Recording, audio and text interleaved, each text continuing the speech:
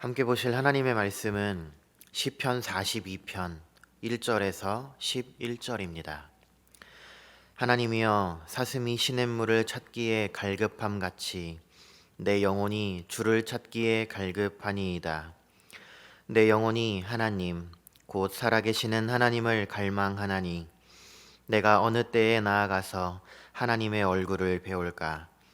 사람들이 종일 내게 하는 말이 내 하나님이 어디 있느뇨 하오니 내 눈물이 주야로 내 음식이 되었도다. 내가 전에 성의를 지키는 무리와 동행하여 기쁨과 감사의 소리를 내며 그들을 하나님의 집으로 인도하였더니 이제 이 일을 기억하고 내 마음이 상하는도다. 내 영혼아, 내가 어찌하여 낙심하며 어찌하여 내 속에서 불안해하는가. 너는 하나님께 소망을 두라. 그가 나타나 도우심으로 말미암아 내가 여전히 찬송하리로다. 내 하나님이여, 내 영혼이 내 속에서 낙심이 되므로 내가 요단 땅과 헤르몬과 미살산에서 주를 기억하나이다. 주의 폭포 소리에 깊은 바다가 서로 부르며 주의 모든 파도와 물결이 나를 휩쓸었나이다. 낮에는 여호와께서 그의 인자하심을 베푸시고 밤에는 그의 찬송이 내게 있어 생명의 하나님께 기도하리로다. 내 반석이신 하나님께 말하기를 어찌하여 나를 잊으셨나이까. 내가 어찌하여 원수의 압제로 말미암아 슬프게 다니나이까 하리로다. 내 뼈를 찌르는 칼같이 내 대적이 나를 비방하여 늘 내게 말하기를 내 하나님이 어디 있느냐 하도다. 내 영혼아, 내가 어찌하여 낙심하며 어찌하여 내 속에서 불안해하는가. 너는 하나님께 소망을 두라. 나는 그가 나타나 도우심으로 말미암아 내 하나님을 여전히 찬송하리로다. 아멘. 제가 대학교를 다닐 때 한 교수님께서 새벽까지 글을 쓰고 계셨다고 합니다.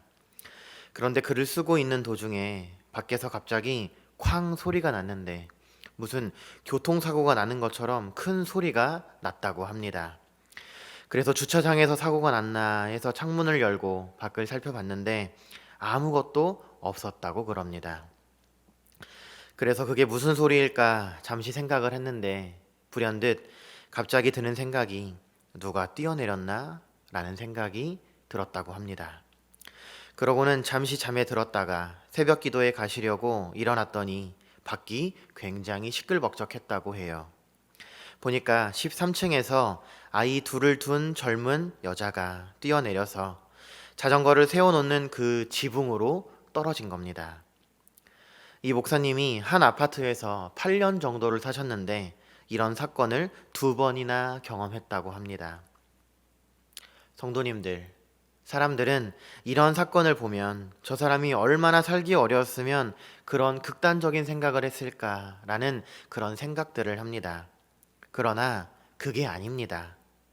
내 삶의 현실이 좀 어렵다고 사람이 목숨을 끊는 그런 극단적인 선택을 하는 것이 아닙니다.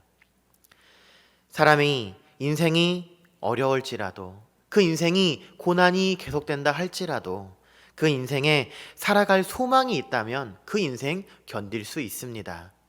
그러나 반대로 내 인생에 고난이 계속되지만 내 인생에 소망이 없다면 그 인생은 견디기 힘든 겁니다. 아무리 삶의 현실이 고단하다 할지라도 아무리 어렵다 할지라도 내가 이 어려움만 지나고 난다면 반드시 좋은 날이 온다라는 그 확신이 든다라고 한다면 그거 왜 못 견디겠습니까? 과거 어려웠던 시절, 그러니까 저에게 할머니 정도 되는 그런 세대쯤 되는 그 시절에는 어른들이 아이를 5명도 낳고 6명도 낳았던 그런 시절이 있었습니다. 그럴 때 남편이 세상을 일찍 떠나고 청상 과부가 되어서 토끼 같은 아이들을 다 홀몸으로 키우셔서 장가 보내시고 시집 보내시고 사회에서 훌륭한 인물들로 만든 그런 어머니들이 존재합니다. 그런데 그분들이 하시는 말씀을 들어보면 이렇게 말씀하십니다. 아이들이 자라면 내 모든 서러움과 아픔을 씻어줄 날이 올 것이라고 내가 믿었기 때문에 좌판 장사도 하고 품팔이도 하면서 내가 그 자식들을 다 키웠습니다 라고 하는 그런 이야기들을 많이 들을 수 있습니다. 그러니까 현실이 좀 어렵더라도 소망만 있으면 그 사람이 넘어지지 않는 겁니다. 그래서 인간에게 오늘을 사는데 가장 필요한 것이 무엇이냐고 묻는다라고 한다면 그것은 소망이라고 할 수 있습니다. 성도님들, 신자의 특권이 무엇이겠습니까?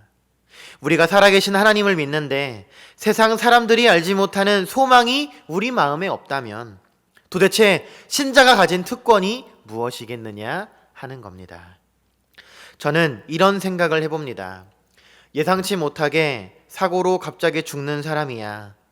죽는 줄도 모르고 갑자기 그 인생이 끝나겠지만 서서히 자신의 죽음을 기다리는 사람은 견딜 수 없는 절망을 경험한다고 생각합니다. 예를 들어서 탄광에서 일을 하다가 탄광이 무너져 갇힌 상태로 산소가 희박해지는 그런 상황. 불이 난 고층 빌딩에서 구조의 희망도 없이 갇혀있는 그런 상태. 바다 밑바닥에 가라앉아서 추위와 암흑 속에 던져진 그런 때에 인간이 느낄 수 있는 절망이야말로 최고의 절망이라고 그렇게 생각합니다. 이렇게 극단적인 상황의 절망은 아니라 할지라도 어느 날 갑자기 직업을 잃게 됩니다. 그래서 일가족의 생계를 헤쳐나갈 길이 보이지 않는 거죠. 또 사랑하는 사람이 세상을 떠났습니다. 돌아보니 세상에 나 혼자 남은 겁니다. 어떤 사람은 아내가 떠났고 어떤 사람은 반대로 남편이 떠났습니다. 그래서 인생을 살아갈 소망이 그에게 존재하지 않는 겁니다. 그러면 절망으로 인생은 견디기 힘들어지는 겁니다. 인간이 절망을 느끼는 상황을 어떻게 다 나열하겠습니까? 경우도 상황도 느끼는 절망도 그 크기도 매우 다양합니다. 성도님들, 이 세상에는 소망을 잃고 인생을 비틀거리며 사는 사람이 많습니다. 우리의 삶은 크고 작은 문제와 절망의 경험이 가득합니다. 저도 낙심하는 일이 있고 성도님들에게도 좌절하는 인생의 경험이 있다, 그런 말입니다. 문제는 이게 특정한 사람이 겪는 일이 아니라는 겁니다.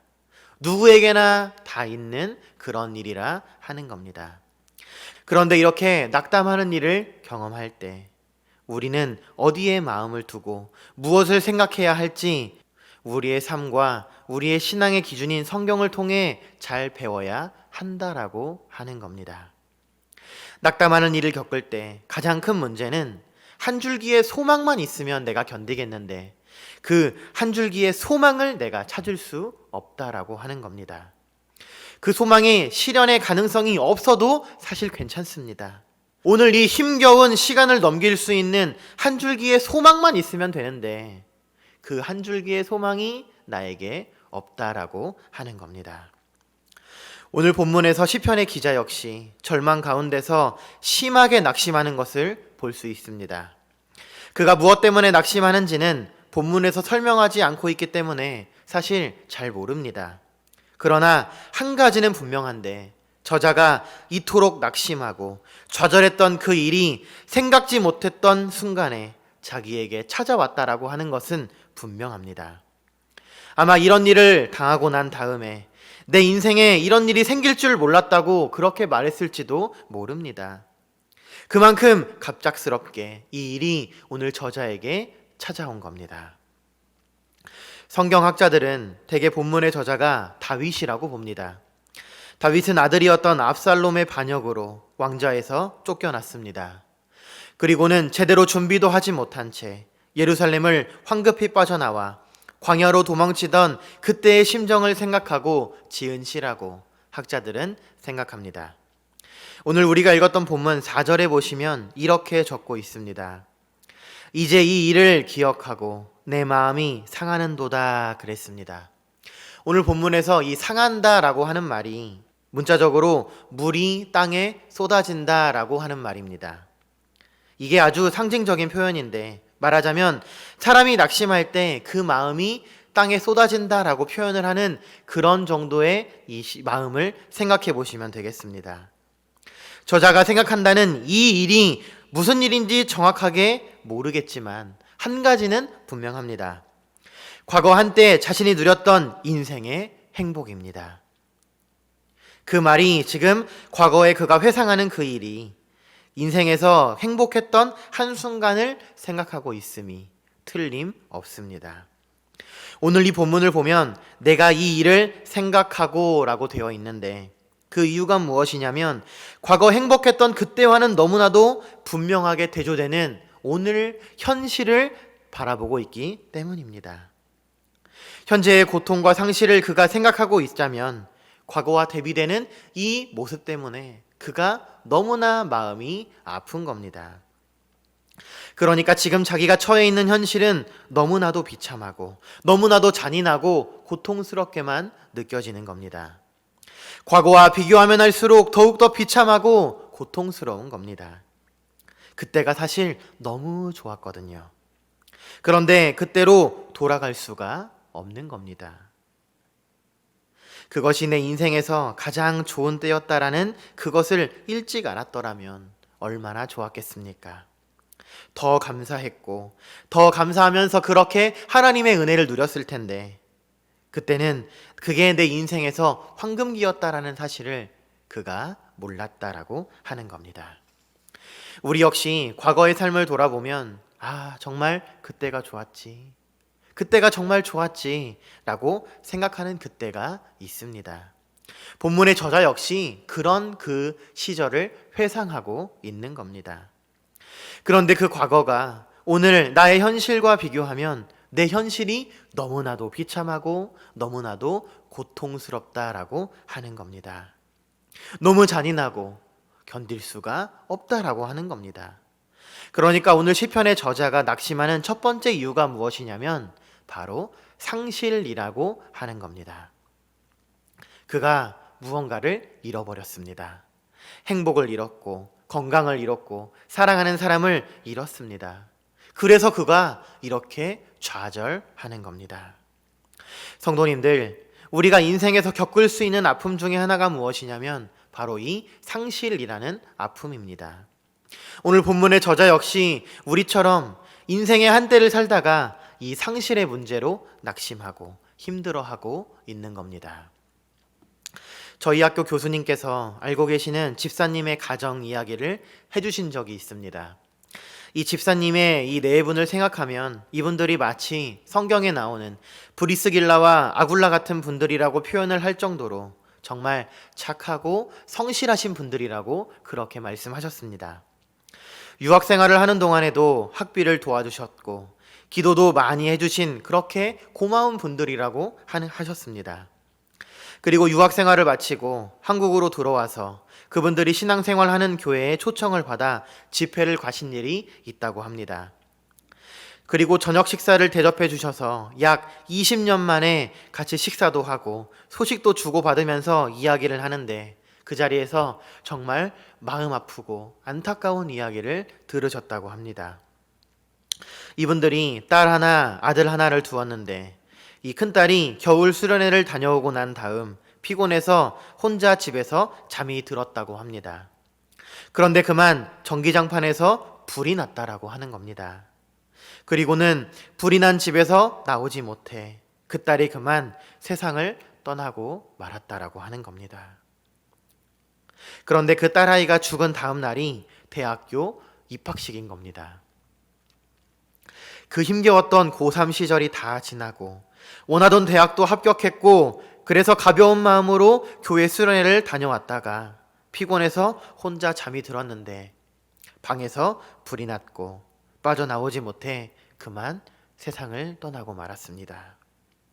더 마음을 아프게 하고 안타까운 것은 19년 동안 그 딸과 함께 추억했던 앨범이며 사진이 다 타버린 것입니다. 남은 것이라고는 아버지 수첩에 남은 딸아이의 증명사진이 전부라고 하는 겁니다. 집사님 네 분과 교수님이 만났을 때가 벌써 딸이 죽고 3년이라는 시간이 지났던 때라고 하였습니다. 그런데 지금도 길을 가면서 딸아이와 닮은 뒷모습을 보면 하루 종일 마음이 아파서 남편과 아내가 말을 하지 않고 그렇게 집에서 하루를 보낸다라고 하는 이야기를 들었던 적이 있습니다. 시간이 지나서 어느 정도 마음의 안정을 찾았다라고는 하지만 그 일만을 생각하면 살고 싶은 마음이 없어진다라고 하는 그런 집사님들의 이야기를 저희에게 해주신 적이 있습니다. 성도님들, 이렇게 잃은 것이 귀한 것이면 더 귀한 것일수록 상실의 아픔은 더 클 수밖에 없습니다. 예전으로 돌아갈 수 없다는 것을 알면서도 지금 내게 없는 것을 자꾸만 생각하게 되는 겁니다. 돌아갈 수 없는 그때를 생각하면서 아픔이 더해지는 겁니다. 우리가 읽었던 본문의 저자는 지금 이러한 상실의 아픔을 생각하며 그 시절을 생각하며 마음 아파하고 괴로워하고 있는 겁니다. 오늘 본문의 저자가 괴로워했던 두 번째 이유는 기도의 응답이 없었기 때문입니다. 좀 일이 어려워도 기도의 응답만 제대로 이루어졌다면 얼마나 좋았겠습니까? 그런데 어려울 때 기도의 응답이 더디게 오는 거죠. 이게 우리의 경험입니다. 기도의 응답이 더디게 오고 기도의 응답이 없는 겁니다. 하나님의 침묵이 계속됩니다. 그러면 신자는 더 큰 고통을 받게 됩니다. 우리가 어려울 때 하나님께서 함께 해주셔야 하는 것 아니겠습니까? 그래서 때로는 우리에게 찾아오셔서 걱정하지 말라고, 내가 너와 함께 한다, 내가 너의 충성과 헌신을 한다, 내가 너의 아픔을 안다, 조금만 인내해라, 이런 위로의 말씀을 해주시면 얼마나 좋겠습니까? 그런데 어려울 때 이상하게도 하나님의 침묵이 계속됩니다. 하나님이 나에게 관심 없는 것처럼 느껴지고 하나님이 나를 외면하시는 것처럼 느껴지는 상황이 계속되는 겁니다. 이럴 때 신자의 고통은 가중되는 것 아니겠습니까? 오늘 본문 9절을 보시면 오늘 본문의 저자가 이렇게 고백합니다. 어찌하여 나를 잊으셨나이까? 이렇게 말을 해요. 하나님, 왜 저에게 기도 응답을 주시 않으십니까? 이렇게 말하지 않아요.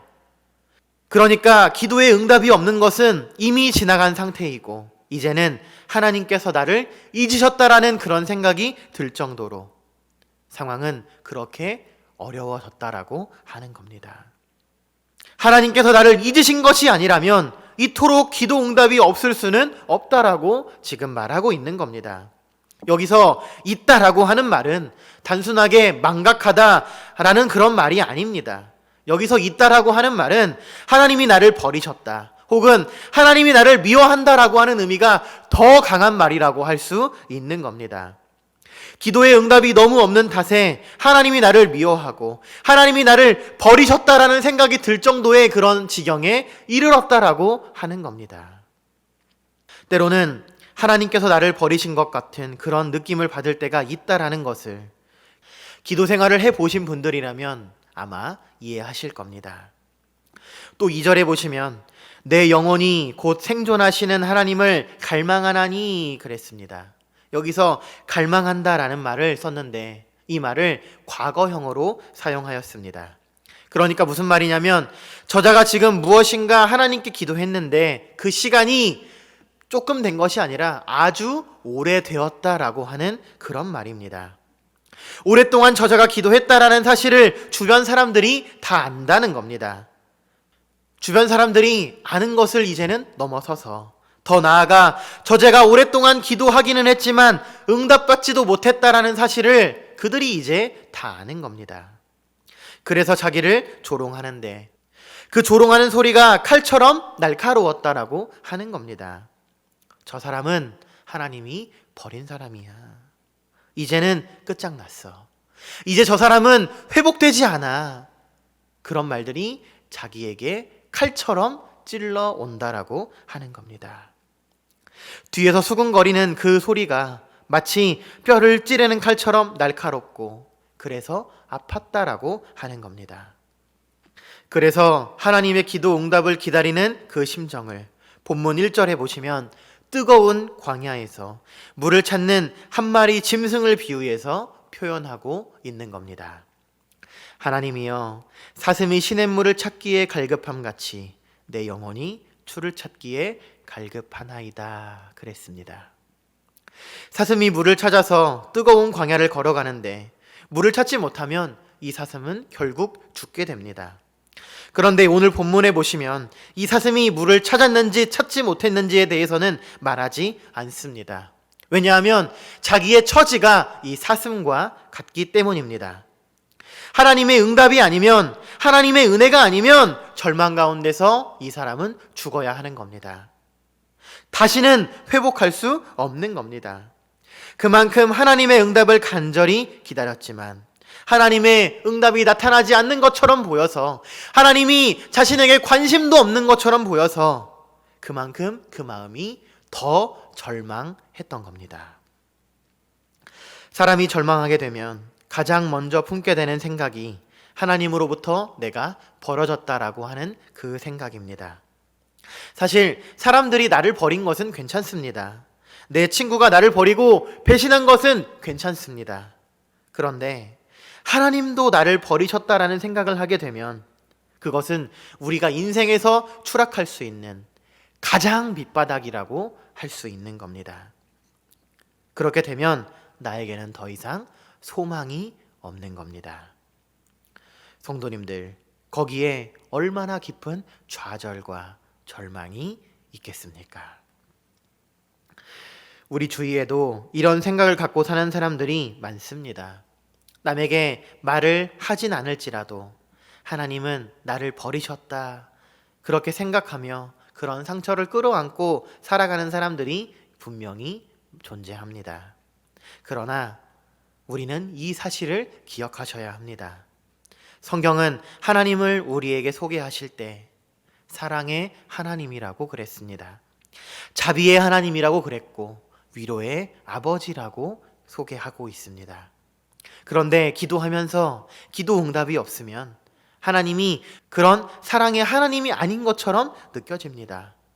얼음처럼 냉담한 분처럼 느껴집니다. 기도의 응답이 없을 때는 우리 마음에 비춰진 하나님은 정말 냉담한 분이십니다. 그러나 이러한 사실을 꼭 기억하셔야 합니다. 우리 하나님께서는 기도하는 사람의 기도를 들으시지만 마치 그 기도를 들어주시지 않으실 것처럼 행동하실 때가 있다라는 사실을 우리는 알아야 합니다. 오늘 시편의 저자가 그런 사람입니다. 그러나 꼭 기억하셔야 합니다. 하나님께서는 우리 신자들로 하여금 오랫동안 인내하며 기도하게 만든다라는 사실을 우리는 기억해야 합니다. 그리고 거기에는 분명한 하나님의 뜻이 있다라는 사실을 우리는 반드시 기억해야 합니다. 현대를 살아가는 현대인들, 특히나 한국 사람은 대부분 다 조급한 마음을 가지고 있습니다. 우리나라의 특징 중 하나가 무엇이냐면 흔히 말하는 대박입니다.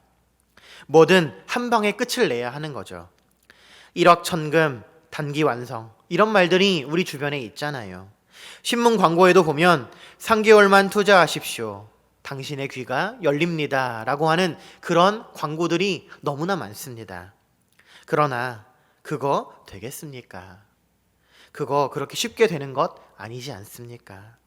단기 완성이 어디 있습니까? 우리 인생을 살아가다 보면 인생에서 그렇게 쉽게 풀리는 것들이 거의 없다는 것을 우리는 알고 있는 겁니다.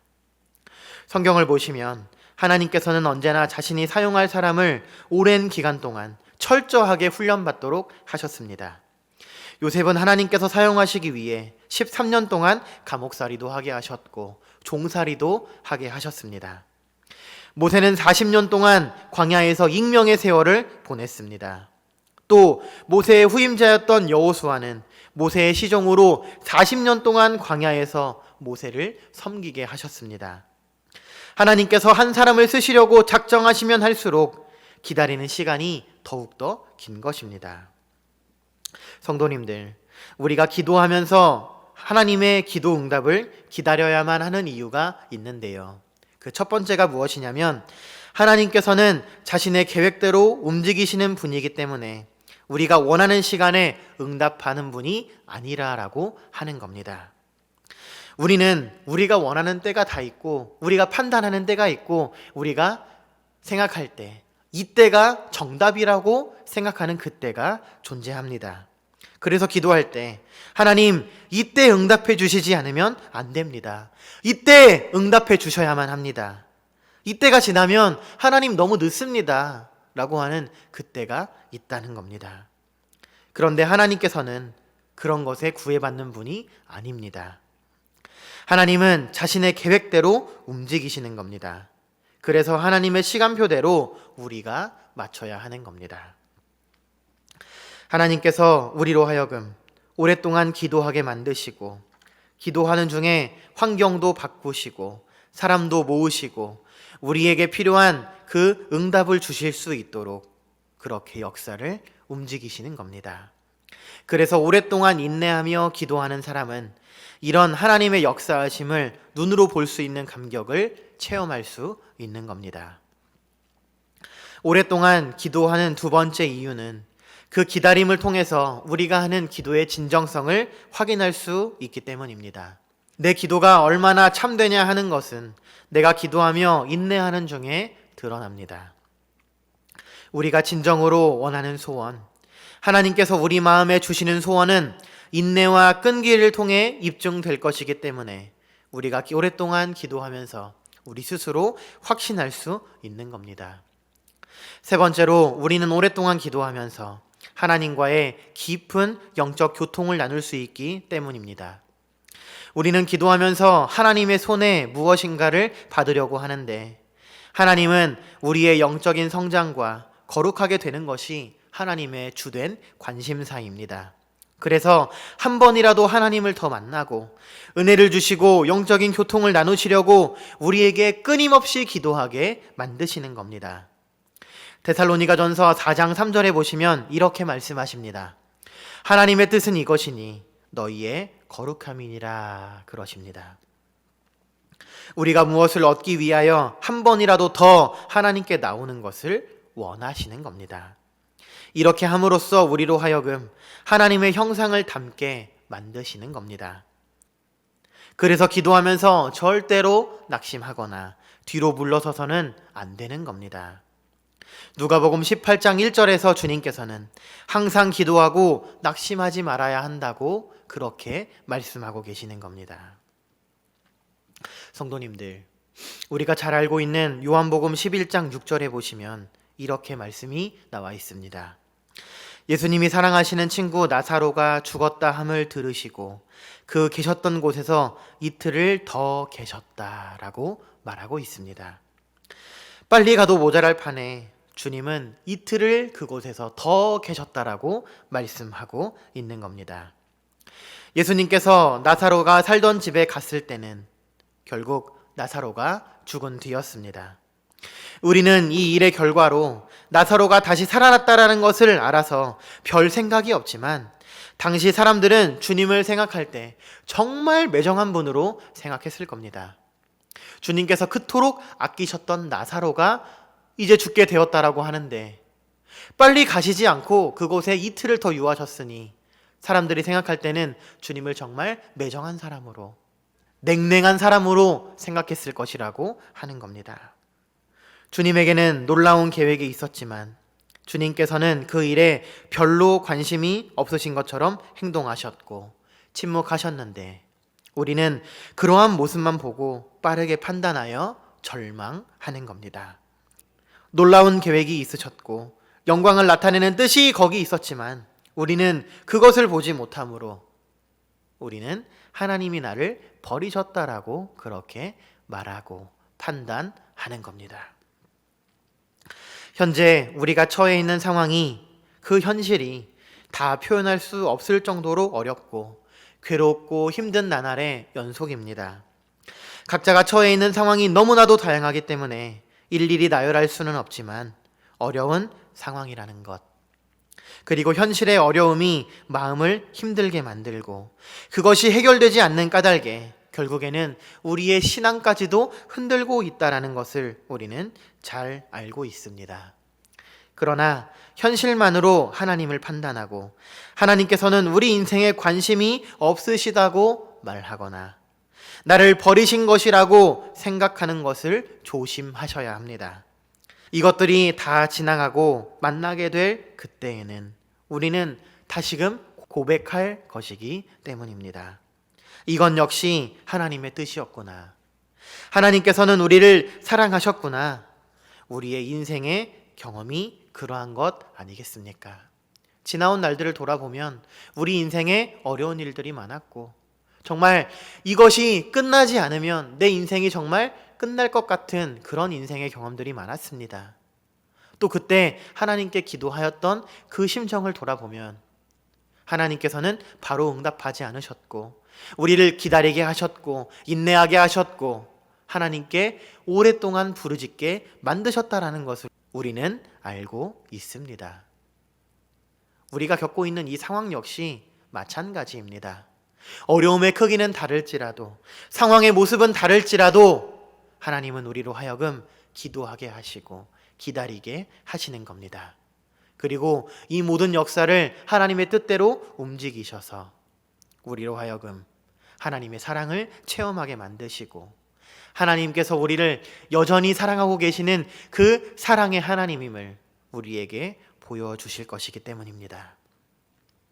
존경하는 신앙의 선배님들, 그러므로 기도하다가 절대로 낙심하지 마시고, 내 머리로 판단하지 마시고 끝까지 기도하셔서 하나님의 뜻에 순종하시고 하나님의 뜻이 이루어지는 그 모습을, 영광스러운 그 모습을 누리시는 그런 복된 성도님들이 되시기를 간절히 소망합니다.